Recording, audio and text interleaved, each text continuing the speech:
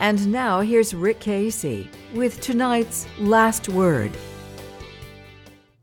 Texas Tribune's Evan Smith earlier reported on polling results that show that Texans are, at least in some ways, like Californians and many other Americans. We don't like taxes. We seem to have shown that in the last election, and the poll showed it as well. We overwhelmingly elected conservative Republicans both to Congress and the legislature. But that poll by University of Texas Group and the Texas Tribune shows another reality. We like our programs. 82% said we shouldn't cut money for education. State funding for nursing homes, 90% want no cuts.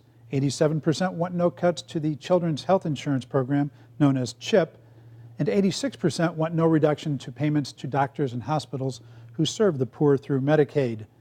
Yet education and health care are by far the two largest pieces of the state budget.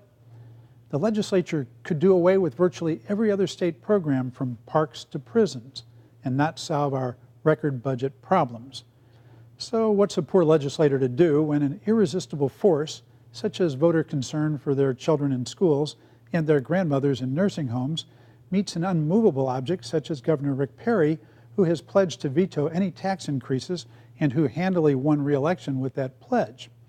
While newcomers elected in the recent Republican landslide insist on holding the budget line, you can't blame the legislative veterans for being worried.